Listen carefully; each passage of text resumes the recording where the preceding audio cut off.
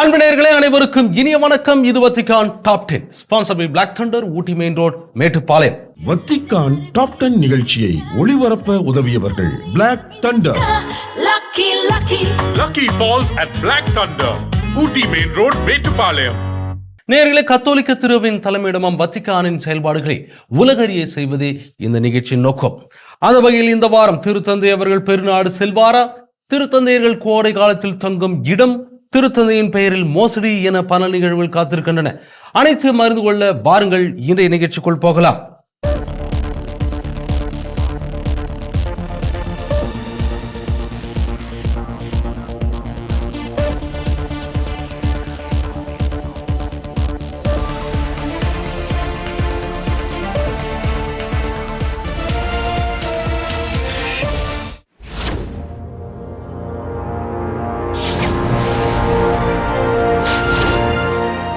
கடந்த ஜூன் 29ஆம் நாளன்று வத்திக்கானில் புனித பேதுரு மற்றும் பவுல் திருத்தூதர்களின் விழா கொண்டாடப்பட்டது. அப்போது திருத்தந்தை 14ஆம் லியோ அவர்கள் கூறிய செய்திகளை இன்றைய நிகழ்ச்சியின் முதல் பகுதியாக பார்ப்போம். ஒவ்வொரு ஆண்டும் ஜூன் 29ஆம் நாளன்று ரோம் நகரின் பாதுகாவலர்களான புனித பேதுரு மற்றும் புனித பவுல் திருத்தூதர்களின் பெருவிழா அந்நகரில் கொண்டாடப்படுகிறது. இந்த புனித விழாவை நினைவு கூறும் வகையில் ஆண்டுதோறும் வத்திக்கான் நகர் எழில் கொஞ்சும் வகையில் அலங்கரிக்கப்படுகிறது. ரோம் நகரில் திருவாவையை நிறுவியவர்களாக கருதப்படும் நீரோ பேரரசின் ஆட்சி காலத்தில் மறைசாட்சிகளாக மரித்த இந்த திருத்தூதர்களின் வாழ்க்கை குறித்து திருத்தந்தை லியோ அவர்கள் தனது மறையுரையில் பேசினார். அவர்களில் ஒவ்வொருவரும் நம்பிக்கையை தழுவி தங்கள் திருத்தூது பணியை வெவ்வேறு வழிகளில் நிறைவேற்றினார்கள் என்றும், ஆனால் எப்போதும் சகோதரத்துவ உணர்வுடன் வாழ்ந்தார்கள் என்றும் அவர் மேலும் வலியுறுத்தினார். நமது பாதுகாவல் புனிதர்கள் வெவ்வேறு பாதைகளை பின்பற்றினார்கள், வெவ்வேறு கருத்துக்களை கொண்டிருந்தார்கள். சில சமயங்களில் நேர்மையுடன் ஒருவரை ஒருவர் எதிர்த்து வாதிட்டார்கள். ஆயினும் ஆவியில் அவர்கள் ஒற்றுமையோடு வாழ்வதை இழக்கவில்லை. இப்புனிதர்கள் குறித்து மேலும் பேசிய திருத்தந்தை அவர்கள் மாற்றங்களை ஏற்றுக்கொண்டு புதிய பாதைகளை அவர்கள் தேடினார்கள் என்றும், ஆனால் நாம் சில நேரங்களில் வழக்கத்தில் விழுந்து விடுகிறோம் அல்லது ஒரே மாதிரியான மேய்ப்பு பணி முறைகளை மீண்டும் மீண்டும் செய்கிறோம் என்றும் அவர் குறிப்பிட்டார். இறைவனோடு உள்ள உறவை உயிர்ப்புடன் வைத்திருக்க இயேசு தனது சீடர்களிடம் கேட்ட "ஆனால் என்னை நீங்கள் யார் என்று சொல்கிறீர்கள்" என்ற கேள்வியை அங்கு கூடியிருந்த அனைவரிடமும் திருத்தந்தை அவர்கள் கேட்டார். திருத்தந்தை பிரான்சிஸ் அவர்கள் பலமுறை எச்சரித்தபடி, கிறிஸ்தவம் கடந்த காலத்தின் ஒரு பாரம்பரியமாக மட்டும் கருதப்படும் சூழ்நிலை ஏற்பட வேண்டாம் என்றால், சோர்வுற்ற நிலையற்ற நம்பிக்கையிலிருந்து விடுபடுவது அவசியம். அதற்கு நம்மிடம் நாமே கேட்க வேண்டிய கேள்வி என்னவென்றால், இயேசு கிறிஸ்து இன்று நமக்கு யார்? அவர் நம் வாழ்வில் மற்றும் திரு அவை பணியில் எந்த இடத்தை பிடித்துள்ளார்? தினசரி வாழ்க்கையில் இந்த நம்பிக்கைக்கு நாம் எவ்வாறு சாட்சியாக இருக்க முடியும்?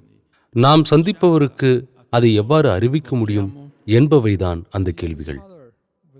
அத்திருப்பலியின் போது புதிதாக நியமிக்கப்பட்ட 54 பெருநகர பேராயர்களுக்கு பாலியம் எனப்படும் திருநேரியல்களை திருத்தந்தை அவர்கள் வழங்கியது குறிப்பிடத்தக்கது.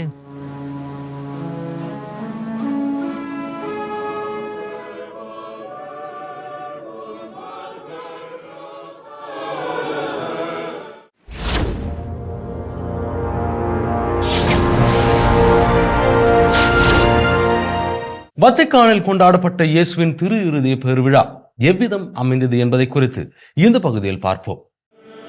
இயேசுவின் திரு இருதய பெருவிழா கொண்டாடப்பட்ட நாளன்று காலை வத்திக்கான் இப்படித்தான் காட்சியளித்தது.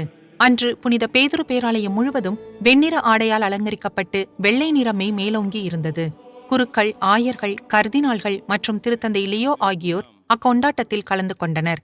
சில நிமிடங்களுக்கு பிறகு குருப்பட்டம் பெறவிருந்த 32 திருத்தொண்டர்களும் அவர்களோடு இணைந்தனர். மறையுரையின் போது அவர்கள் பணிக்கு ஏற்புடைய முக்கிய வழிகாட்டுதல்களை திருத்தந்தை லியோ அவர்கள் வழங்கினார். கடவுளை நேசியுங்கள், உங்கள் சகோதரர்களையும் நேசியுங்கள், தாராள மனப்பான்மையுடன் இருங்கள், அருட்சாதனங்களில், ஜெபத்தில், குறிப்பாக நற்கருணை ஆராதனையில் ஆர்வமாக இருங்கள், உங்கள் குழுவோடு சேர்ந்து இருங்கள். சிலுவையில் அறையப்பட்டவரும் புனிதர்களின் முன்மாதிரியும் நமக்கு கற்பிப்பது போல உங்கள் நேரத்தையும் ஆற்றலையும் அனைவருக்கும் கொடுங்கள். எதையும் மறைக்காமல், பாகுபாடு பார்க்காமல் இருங்கள். குருத்துவத்தின் சிறந்த ஆளுமைகளின் வாழ்க்கையை பின்பற்றவும், அவர்களை குறித்து தெரிந்து கொள்ளவும், அவர்களின் படைப்புகளை படிக்கவும், அவர்களின் நற்பண்புகளை பின்பற்றவும், அவர்களின் பரிந்துரையை நாடவும் திருத்தந்தை அவர்கள் மேலும் பரிந்துரைத்தார். நமது உலகம் பெரும்பாலும் வெறுமையான வெற்றிகளையும் புகழையும் முன்வைக்கிறது. அவற்றில் ஏமாறாதீர்கள். மாறாக தங்கள் வாழ்வில் இறைவனுக்கும் தங்கள் சகோதரர்களுக்கும் அர்ப்பணிப்போடு சேவையாற்றியவர்களின் மேய்ப்புப் பணியின் உதாரணத்தை எடுத்துக்கொண்டு அவர்களின் நினைவை போற்றுங்கள். அந்நிகழ்வில் வியட்நாம், மெக்சிகோ, உக்ரைன், உகாண்டா மற்றும் ஆஸ்திரேலியா உட்பட உலகின் பல நாடுகளிலிருந்து புதிய குருக்கள் வந்திருந்தது குறிப்பிடத்தக்கது.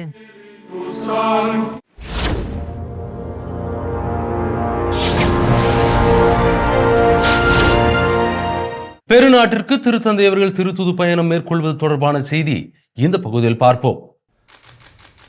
பெருவின் அதிபர் ஏற்கனவே திருத்தந்தை 14ஆம் லியோ அவர்களை தனது நாட்டிற்கு வருகை தருமாறு அழைப்பு விடுத்திருந்தார். அவர் திருத்தந்தையாக தேர்ந்தெடுக்கப்பட்ட பிறகு வத்திக்கானில் அவர்கள் நடத்திய தனிப்பட்ட சந்திப்பின் போது இக்கோரிக்கையை வைத்திருந்தார். திருத்தந்தை அவர்கள் ஒரு நாட்டின் அரச தலைவரிடமிருந்தும் அந்நாட்டின் ஆயர்களிடமிருந்தும் முறையான 2 அழைப்புகளை பெறாவிட்டால் அந்நாட்டிற்கு திருத்தூது பயணம் மேற்கொள்வதில்லை என்பது வழக்கமாகும். திருத்தந்தை லியோ அவர்கள் ஏற்கனவே அதிபர் டீனா பொலுவார்டேவிடமிருந்து அழைப்பை பெற்றுவிட்டார். மேலும் பெருவின் ஆயர்கள் குழு ஒன்று ஜூன் 30ஆம் நாளன்று வத்திக்கான் வந்து திருத்தந்தை அவர்களுக்கு ஒரு முறையான அழைப்பை விடுத்தது.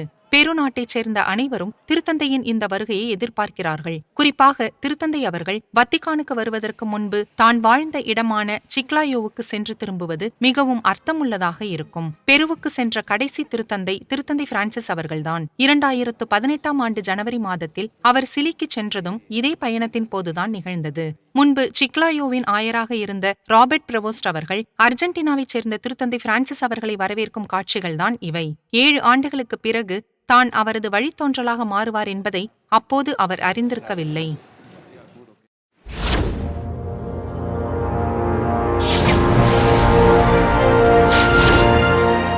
திருத்தந்தையர்களின் ஜூலை மாதம் பெரும்பான்மையாக எப்படிப்பட்டதாய் அமையும் என்பது குறித்த செய்தியை இந்த பகுதியில் பார்ப்போம். ஜூலை மாதம் பெரும்பாலான திருத்தந்தையர்கள் தங்கள் செயல் திட்டங்களை குறைக்கும் மாதமாகும். பல அதிகாரப்பூர்வ பொது நிகழ்வுகளும் தனிப்பட்ட நிகழ்வுகளும் அப்போது விலக்கம் செய்யப்படுகின்றன. உதாரணமாக வத்திக்கானில் பொது பார்வையாளர்கள் சந்திப்புகள் ஜூலை மாதத்தில் நடைபெறாது.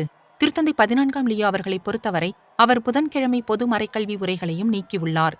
எனவே மாற்றங்கள் ஏதுமில்லை என்றால் ஜூலை 9, 16 அல்லது 23ஆம் நாள்களில் திருப்பயணிகளுக்கான பாரம்பரிய சந்திப்புகளில் மக்கள் திருத்தந்தையை காண மாட்டார்கள். இந்த மாதம் தனிப்பட்ட பார்வையாளர்கள் சந்திப்புகள் ஏதும் இருக்காது என்று பாப்பிரை இல்லத்தின் தலைமைச் செயலகமும் அறிவித்துள்ளது. இது பொதுவானதுதான் என்றாலும் பொதுவாக திருத்தந்தையர்கள் தங்கள் தினசரி அதிகாரப்பூர்வ செயல் திட்டங்களின் ஒரு பகுதியாக சில பார்வையாளர்களை சந்திப்பது வழக்கம். சமீபத்தில் ஜூலை 1ஆம் நாளன்று திருத்தந்தை லியோ அவர்கள் 8 அதிகாரப்பூர்வ சந்திப்புகளை நடத்தினார். அவற்றில் ஒன்று சிரியாவின் அன்டியோக் முதுபெரும் திரு அவையின் ஆயர்களுடன் நிகழ்ந்தது. ஜூலை மாதம் ஏற்கனவே தொடங்கியிருந்தாலும் அவர் பொதுவெளியில் காணப்படுவது குறைந்திருந்தாலும் அவரின் உண்மையான ஓய்வு காலம் அவ்வார இறுதியில்தான் தொடங்கியது. அவர் கேசல் கேண்டல்ஃபோவுக்கு சென்று ஜூலை 20ஆம் நாள் வரை தங்குவார். அன்றைய நாள் அவர் மூவேளி ஜெபத்தை நிறைவேற்றிவிட்டு வத்திக்கான் திரும்புவார். திருத்தந்தை அவர்கள் கேசல் கேண்டல்ஃபோவில் தங்கும் நாட்களில் சில பார்வையாளர்களை சந்திப்பது சாத்தியம்.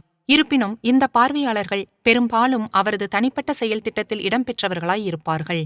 புனித 2ஆம் ஜான் பால் மற்றும் திருத்தந்தை 16ஆம் பெனடிக்ட் ஆகியோர் அங்கு கோடை காலத்தை கழித்தபோது இவ்வாறே செய்திருந்தனர். மறுபுறம் திருத்தந்தை பிரான்சிஸ் அவர்கள் வத்திக்கானை விட்டு வெளியேறாமல் காசா சாந்தா மார்த்தாவில் தங்கியிருந்தார்.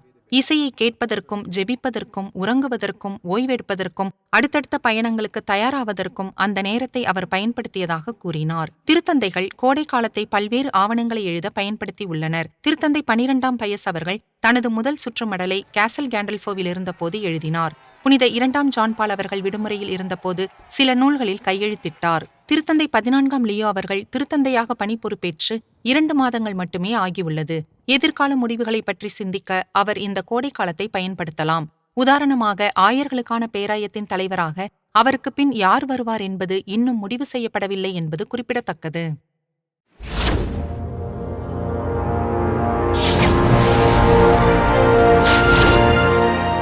திருத்தந்தை 14ஆம் லியோ அவர்கள் இந்த கோடை காலத்தில் எங்கு தங்குவார் என்பது தொடர்பான தகவலை இந்த பகுதியில் பார்ப்போம்.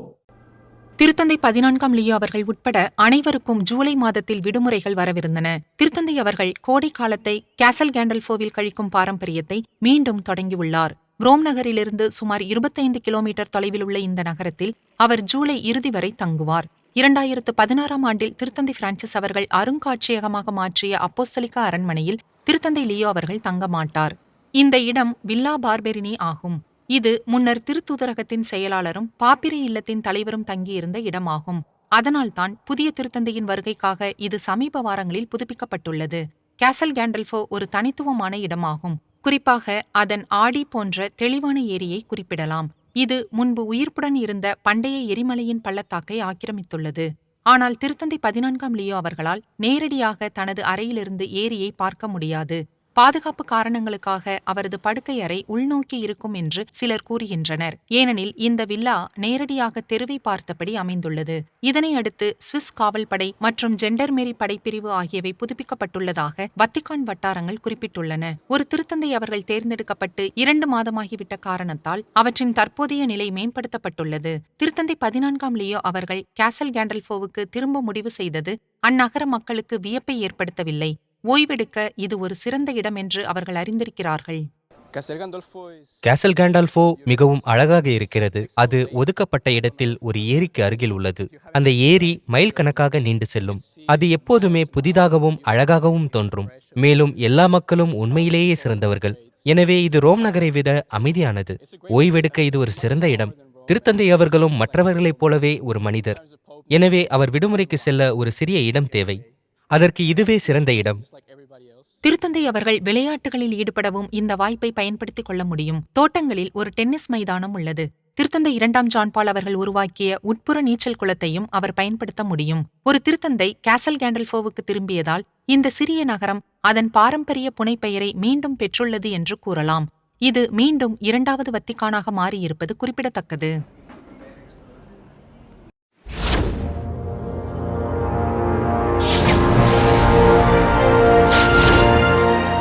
திருத்தந்தை லியோ அவர்கள் கேசல் கேண்டால்ஃபோவில் தங்கியிருக்கும் காலகட்டத்தில் நிறைவேற்றவிருந்த முதல் திருப்பலி குறித்து இந்த பகுதியில் பார்ப்போம்.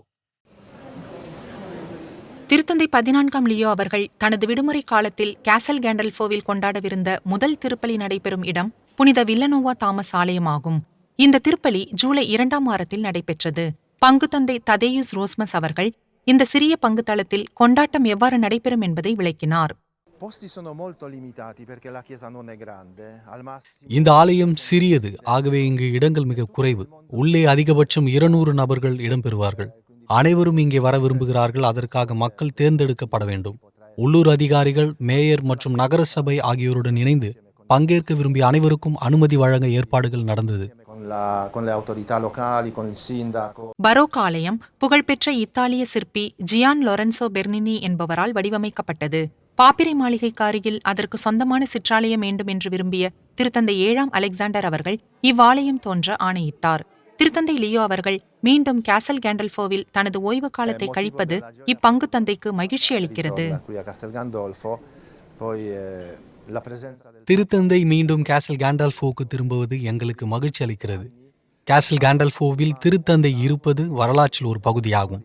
திருத்தந்தை 8ஆம் ஏர்பன் அவர்களின் காலத்திலிருந்தே 400 ஆண்டுகளுக்கும் மேலாக திருத்தந்தையர்கள் இங்கு தங்கும் பாரம்பரியம் உள்ளது. இந்த வரலாற்று நிகழ்வு குறித்து நாங்கள் மிகவும் மகிழ்ச்சி அடைகிறோம். எனவே திருத்தந்தை லியோ அவர்களின் வருகையை நாங்கள் எதிர்பார்க்கிறோம். ஒரு பங்கு சமூகமாகவும் நகர சமூகமாகவும் அவரை எங்கள் இதயங்களின் முழு ஆற்றலோடு வரவேற்க தயாராகி வருகிறோம்.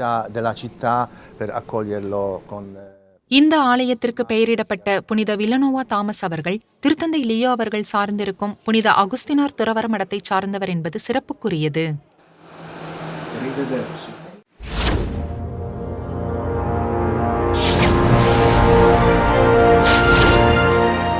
திருத்தந்தை லியோ அவர்கள் தனது கோடை காலத்தை கழிக்க செல்லவிருந்த இடத்தின் மக்கள் அவரின் வருகை குறித்து கூறியவற்றை இந்த பகுதியில் பார்ப்போம். திருத்தந்தை லியோ அவர்கள் கேசல் கேண்டல்ஃபோவுக்கு செல்வது குறித்து உள்ளூர் மக்களிடமும் சுற்றுலா பயணிகளிடமும் ஒரு எதிர்பார்ப்பை ஏற்படுத்தியது.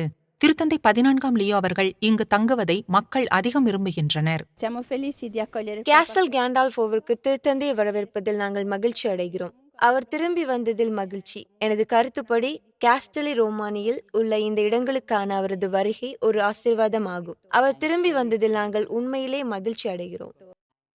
நான் மிகவும் உற்சாகமாக இருக்கிறேன், ஏனென்றால் நான் அவரை காண விரும்புகிறேன். இன்று நான் இங்கே இருக்க விரும்புகிறேன். இது எனது பெரிய பெரிய வாய்ப்பு. இது ஒரு பாரம்பரியம். திருத்தந்தை பிரான்சிஸ் அவர்கள் இங்கு வரவில்லை. ஒவ்வொரு திருத்தந்தைக்கும் அவரவர் தனிப்பட்ட விருப்பம் இருக்கலாம். திருத்தந்தை பிரான்சிஸ் அவர்களின் விருப்பம் அதுவாக இல்லை என்று நினைக்கிறேன். நீங்கள் அதை விரும்பினாலும் விரும்பாவிட்டாலும் அவர் அதை செய்தார். ஆனால் திருத்தந்தை லியோ அவர்கள் பாரம்பரியத்தை தழுவி கேசல் கேண்டல்ஃபோவிற்கு திரும்பி வந்து மக்களை மீண்டும் சந்திப்பதை பார்ப்பது அருமையாக இருக்கிறது என்று நான் நினைக்கிறேன். இந்த பாப்பிரி பாரம்பரியம் கொண்டுவரும் மகிழ்ச்சி அந்நகர மக்களுக்கும் சுற்றுலா பயணிகளுக்கும் மட்டுமானதல்ல. திருத்தந்தையின் செயல்பாடுகள் அப்பகுதிக்கு பெரும் கூட்டத்தை கொண்டுவருமாகையால் இது வியாபாரிகளுக்கும் ஒரு கொண்டாட்ட காலமாகும். திருத்தந்தை 14ஆம் லியோ அவர்களின் கேசல் கேண்டல்ஃபோவுக்கான வருகை 10 வருடங்களுக்கு மேலாக நிறுத்தப்பட்டிருந்த ஒரு பாரம்பரியத்தின் மறுமலர்ச்சியை குறிப்பது கவனிக்கத்தக்கது.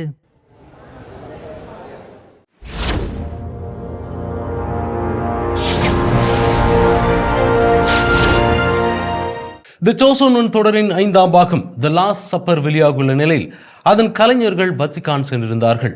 அதை குறித்து இந்த பகுதியில் பார்ப்போம். இயேசுவும் திருத்தந்தை அவர்களும் சந்தித்துக் கொண்டால் எப்படி இருக்கும்?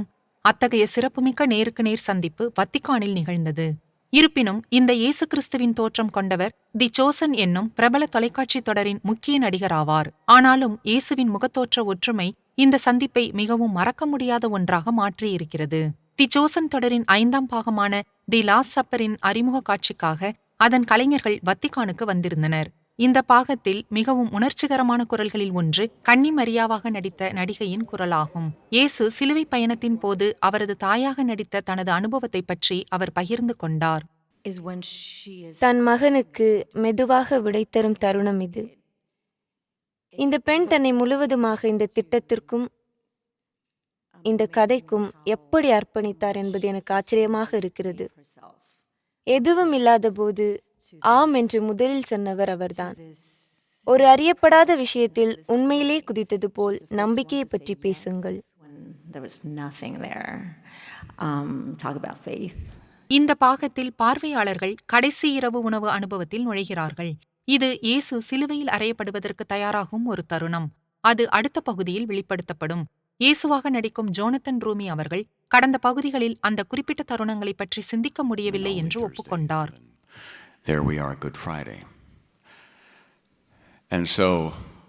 புனித வியாழன் முழுவதும் நாங்கள் அங்கே இருக்கிறோம்.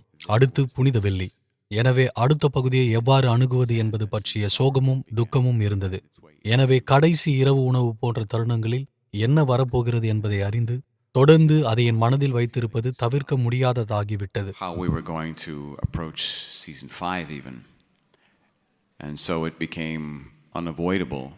இயேசுவை இறைவனாக மட்டுமல்லாமல் ஒரு மனிதராகவும் சித்தரிக்கும் இந்த தொடரின் புதுமையான அணுகுமுறையை எடுத்துக்காட்டவும் ரூமி அவர்கள் இந்த வாய்ப்பை பயன்படுத்திக் கொண்டார். பொதுவாக இயேசுவின் குணாதிசயம், குறிப்பாக திருவிவிலியத்திற்கு அப்பாற்பட்ட விஷயங்கள் இத்திரை கதை ஆசிரியர்களிடமிருந்து தொடங்குகிறது. இயேசுவின் மகிழ்ச்சி, இயேசுவின் அன்பு, இயேசுவின் அமைதி, இயேசுவின் நகைச்சுவை ஆகியவற்றை அவரது மனித சாயலின் முழுமையான பிரதிபலிப்பாக கொண்டு வருவதில் அவர்கள் இதை உருவாக்கியுள்ளனர். 900 மில்லியனுக்கும் அதிகமான பார்வையாளர்களுடன் தி சோசன் தொலைக்காட்சி தொடர் மிகவும் வெற்றிகரமான தயாரிப்புகளில் ஒன்றாக நிலைநிறுத்தப்பட்டுள்ளது. இந்த 5ஆம் பாகம் ஒரு மறக்க முடியாத முடிவுக்கு வழிவகுக்கும் என்றால் அது மிகையாகாது.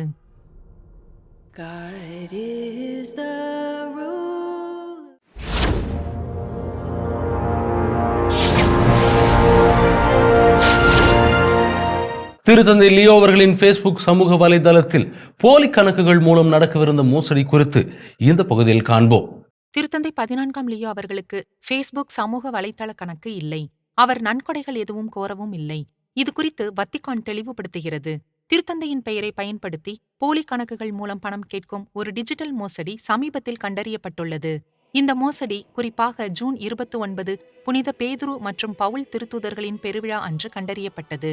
அந்த நாளில் திரு அவையில் பின்பற்றப்படும் பீட்டர் ஸ்பென்ஸ் எனப்படும் கொடை சேகரிப்பு நடைபெறுகிறது. இது திருத்தந்தையின் தொண்டு பணிகள் மற்றும் திருப்பீடத்தின் பணியை ஆதரிப்பதற்காக நிதி திரட்டும் ஒரு வருடாந்திர நிகழ்வாகும். மோசடி நிகழ்ந்துள்ள காரணத்தால் நன்கொடை அளிப்பதற்கான ஒரே அதிகாரப்பூர்வ வழி பீட்டர் ஸ்பென்ஸின் அதிகாரப்பூர்வ வலைத்தளம் மட்டுமே என்று வத்திக்கான் தெளிவுபடுத்த வேண்டியிருந்தது. திருத்தந்தை லியோ அவர்களின் அதிகாரப்பூர்வமான கணக்குகள் எக்ஸ் வலைத்தளம் மற்றும் இன்ஸ்டாகிராமில் மட்டுமே உள்ளன. அங்கு கடந்த 2 மாதங்களில் அவரை மில்லியன் கணக்கானோர் பின்தொடர்கின்றனர் என்பது குறிப்பிடத்தக்கது.